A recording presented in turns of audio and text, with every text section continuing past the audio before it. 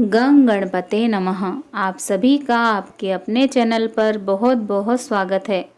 आप सभी पर ईश्वर की कृपा सदा बनी रहे। आज इस वीडियो में हम गोपेश्वर महादेव की लीला का रसपान करेंगे। एक बार शरद पूर्णिमा की शरद उज्जवल चांदनी में वंशीवट यमुना के किनारे श्याम सुंदर साक्षात मनमनाथ की बंसी बजा रहे थे।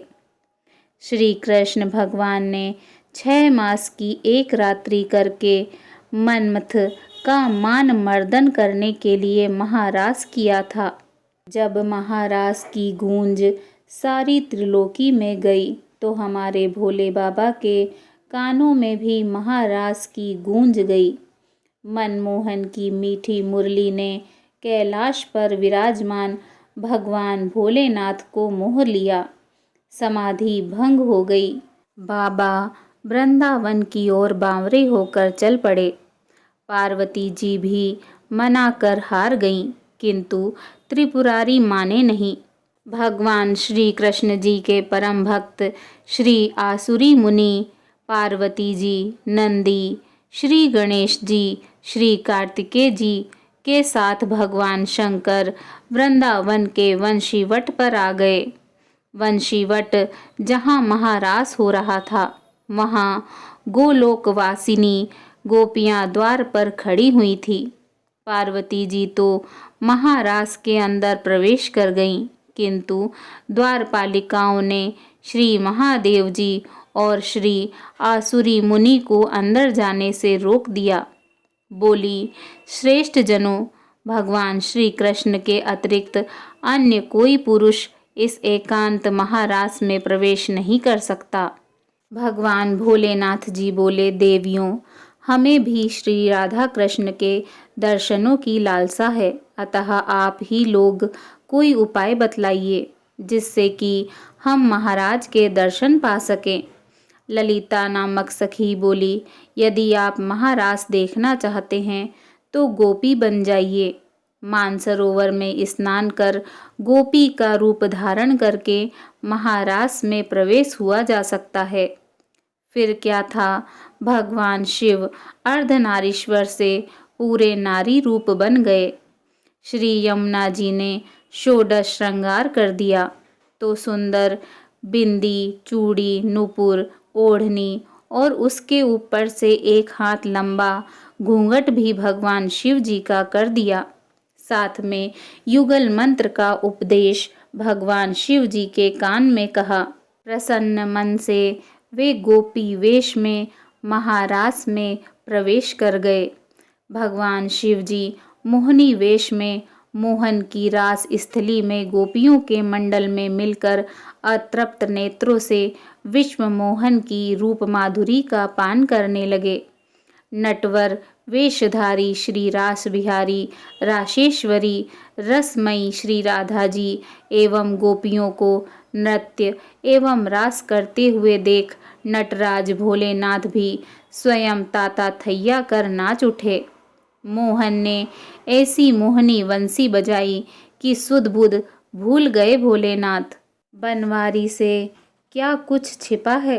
भगवान श्री कृष्ण शिव जी के साथ थोड़ी देर तो नाचते रहे, लेकिन जब पास पहुँचे तो भगवान बोले कि रास के बीच थोड़ा हास परिहास हो जाए तो रास का आनंद दोगुना हो जाएगा। भगवान बोले कि अरे गोपियों, तुम मेरे साथ कितनी देर से नृत्य कर रही हो, लेकिन मैंने तुम्हारा चेहरा देखा ही नहीं है, क्योंकि कुछ गोपियाँ घूंघट में भी हैं। गोपियाँ बोली कि प्यारे, आपसे क्या छुपा है, आप देख लो हमारा चेहरा। लेकिन जब भगवान शिव जी ने सुना तो भगवान शिव जी बोले कि ये कन्हैया को रास के बीच में क्या सूझा।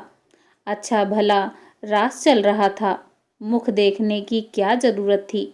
ऐसा मन में सोच रहे थे कि आज तो कन्हैया कौतुक करने पर तुला हुआ है। भगवान श्री कृष्ण बोले कि गोपियों, तुम सब लाइन लगा कर खड़ी हो जाओ और मैं सबका नंबर से दर्शन करूँगा। भगवान शिव जी बोले, अब तो काम बन गया। लाखों करोड़ों गोपियां हैं, मैं सबसे अंत में जाकर खड़ा हो जाऊंगा। कन्हैया मुख देखते देखते थक जाएगा और मेरा नंबर भी नहीं आएगा। सभी गोपियां एक लाइन में खड़ी हो गईं और अंत में भगवान शिवजी खड़े हो गए। जो कन्हैया की दृष्टि अंत में पड़ी तो कन्हैया बोले, नंबर इधर से शुरू नहीं होगा, नंबर उधर से शुरू होगा। भगवान शिवजी बोले कि ये तो मेरा ही नंबर आया। भगवान शिवजी दौड़ लगाकर दूसरी ओर जाने लगे तो भगवान श्री कृष्ण गोपियों से बोले, गोपियों, पीछे किसी गोपी का मैं मुख दर्शन करूंगा। भगवान पीछे गए और बोले, पहले इस गोपी का मुख दर्शन करूंगा जो मुख दिखाने में इतनी लाज शर्म कर रही है। इतना कहकर भगवान श्री कृष्ण दौड़कर पीछे गए और भगवान शिव जी को पकड़ लिया और घूंघट ऊपर किया और कहा, आओ गोपीश्वर आओ, आपकी जय हो। बोलिए गोपेश्वर महादेव की जय, भगवान शंकर की जय।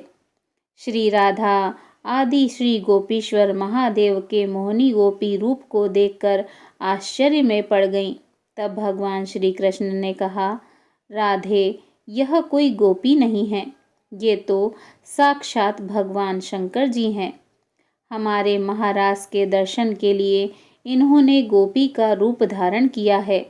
तब श्री राधा कृष्ण ने हंसते हुए भगवान शिव जी से पूछा, भगवान, आपने यह गोपी वेश क्यों बनाया?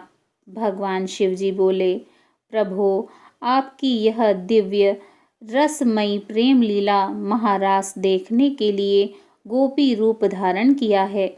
इस पर प्रसन्न होकर श्री राधा जी ने महादेव जी से वर मांगने को कहा तो भगवान शिव जी ने यह वर मांगा, हम चाहते हैं कि यहाँ आप दोनों के चरण कमलों में सदा ही हमारा वास हो। आप दोनों के चरण कमलों के बिना हम कहीं अन्यत्र वास करना नहीं चाहते हैं। इसके बाद सुंदर महारास हुआ। भगवान श्री कृष्ण जी ने कथक नृत्य किया है और भगवान शिव जी ने तांडव, जिसका वर्णन अगर माँ सरस्वती जी भी करना चाहें तो नहीं कर सकती। खूब आनंद आया है। भगवान श्री कृष्ण जी ने ब्रह्मा की एक रात्रि ले ली है, लेकिन गोपियाँ इसे समझ नहीं पाईं। केवल अपनी गोपियों के प्रेम के कारण भगवान श्री कृष्ण ने रात्रि को बढ़ाकर इतना दीर्घ कर दिया। गोपियों ने एक रात भगवान श्री कृष्ण के साथ अपने प्राण प्रिय पति के रूप में बिताई है, लेकिन यह कोई साधारण रात नहीं थी। ब्रह्मा की रात्रि थी और लाखों वर्ष तक चलती रही। आज भी वृंदावन में निधि वन में प्रतिदिन भगवान श्री कृष्ण रास करते हैं। भगवान श्री कृष्ण के लिए सब कुछ करना संभव है, क्योंकि वो भगवान है। इस प्रकार भगवान ने महारास लीला को किया है। शुकदेव जी महाराज परीक्षित से कहते हैं, राजन, जो इस कथा को सुनता है उसे भगवान के रसमय स्वरूप का दर्शन होता है। उसके अंदर से काम हटकर श्याम के प्रति प्रेम जागृत होता है और उसका हृदय रोग भी ठीक होता है। रास पंचाध्यायी का आखिरी श्लोक इस बात की पुष्टि भी करता है। विक्रीडितं व्रतवधूशीरिदं च विष्णुः श्रद्धान्वितो अनुयादत वर्णयेगः भक्तिं परा भगवती प्रतिलभ्य कामं हद्रोगमाश्रव हिनोत्य चिरेण धीरः। भगवान श्री कृष्ण जी ने तथा अस्तु कहकर कालिंदी के निकट निकुंज के पास वंशीवट के सम्मुख भगवान महादेव जी को श्री गोपेश्वर महादेव के नाम से स्थापित कर विराजमान कर दिया। श्री राधा कृष्ण और गोपी गोपियों ने उनकी पूजा की और कहा कि व्रज वृंदावन की यात्रा तभी पूर्ण होगी जब व्यक्ति आपके दर्शन कर लेगा, आपके दर्शन किए बिना यात्रा अधूरी रहेगी। भगवान शंकर जी वृंदावन में आज भी गोपेश्वर महादेव के रूप में विराजमान हैं और भक्तों को अपने दिव्य गोपी वेश में दर्शन दे रहे हैं। गर्भगृह के बाहर माता पार्वती जी, भगवान श्री गणेश, श्री नंदी विराजमान हैं।